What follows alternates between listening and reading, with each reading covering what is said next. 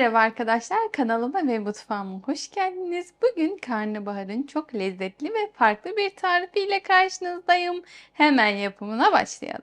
Tarifimde yaklaşık 500 gramlık orta boy bir karnabahar kullanıyorum. Bir kere sudan geçirmiştim fakat tekrar bu çiçeklerini ayırdıktan sonra tekrar yıkayacağım. O yüzden buraya alıyorum. Ayrıca şu anda yapraklarını ayırıyorum. Tarifimde kullanmayacağım ama karnabahar yapraklarıyla yapılan bir salata tarifi yapmıştım kanalımda. İsterseniz onu da inceleyebilirsiniz.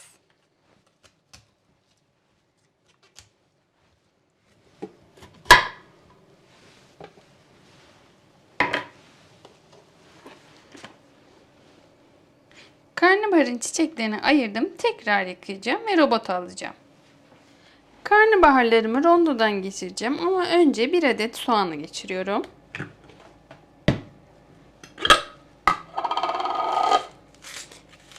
Birkaç parçaya bölüyorum.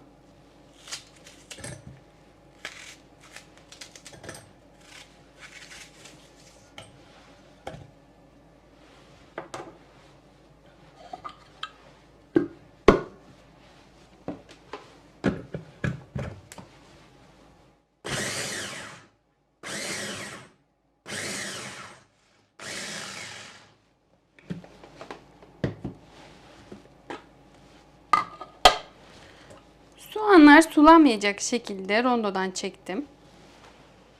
Yaklaşık yarım çay bardağı sıvı yağ tavada ısıttım. Rondodan geçirmiş olduğum soğanları ısınan tavaya alıyorum.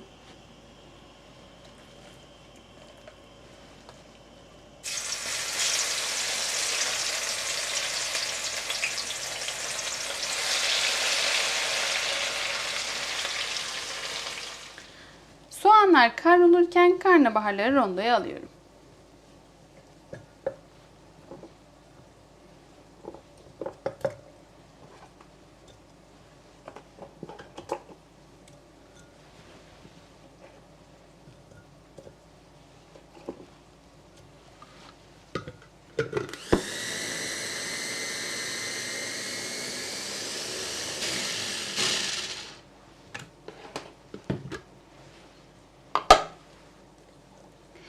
Yaklaşık bulgur büyüklüğüne gelene kadar karnabaharları rondodan geçirdim. Diğer karnabaharları da aynı işlemi uyguluyorum. Soğanlar kavruldu.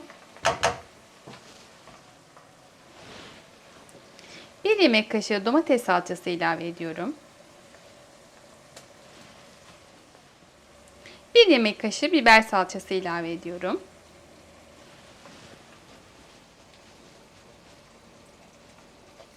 Tekrar kavuruyorum.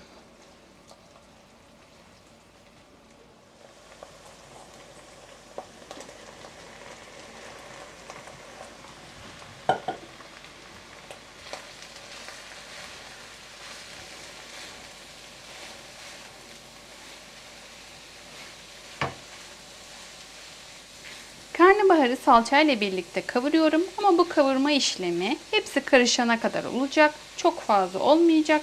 Her yerde eşit bir şekilde karıştığından emin olduktan sonra altını kapatıp soğumaya alacağım.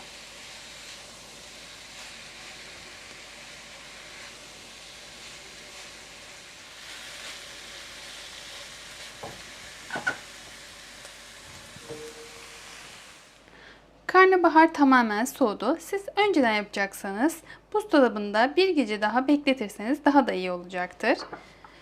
Şimdi 1,5 limon kullanıyorum. Limonların büyük olduğu için 1,5 tane kullanacağım.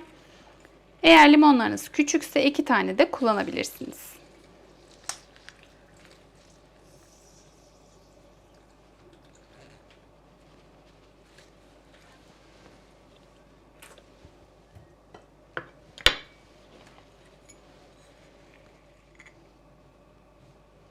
İki silme tatlı kaşığı tuz ilave ediyorum. Yarım tatlı kaşığı kırmızı toz biber. Yarım tatlı kaşığı zerdeçal. 4'te 1 tatlı kaşığı karabiber. Kısırın olmazsa olmazı 1 tatlı kaşığı kimyon ilave ediyorum.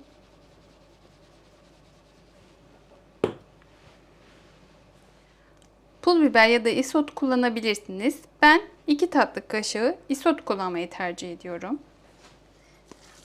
Kısırın lezzeti için ekşisini ve baharatını ayarlamanız çok önemli.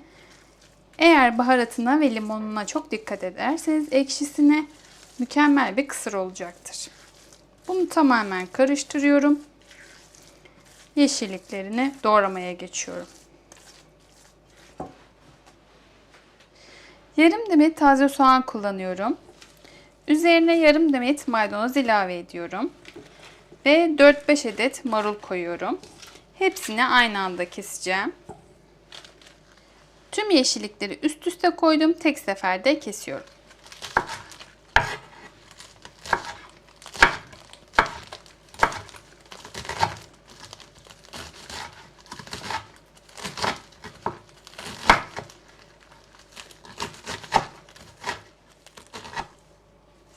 Yeşillikleri karnabahara ekliyorum. Besleyici, lezzetli, kalorisi çok az bir kısır oluyor. Tarifini size vermeden önce kendim evde denedim. Karnabahar yemeyen oğlum bile karnabahar olduğunu anlamadan çok bayıla bayıla bu kısırı yedi.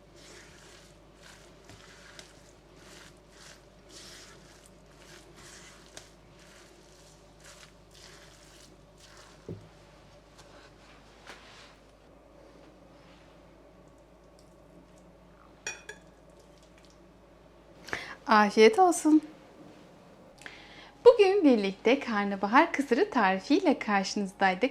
Siz de tarifimi deneyip görüşlerinizi yorumlarda benimle paylaşırsanız çok sevinirim. Farklı tariflerde görüşmek üzere. Hoşça kalın.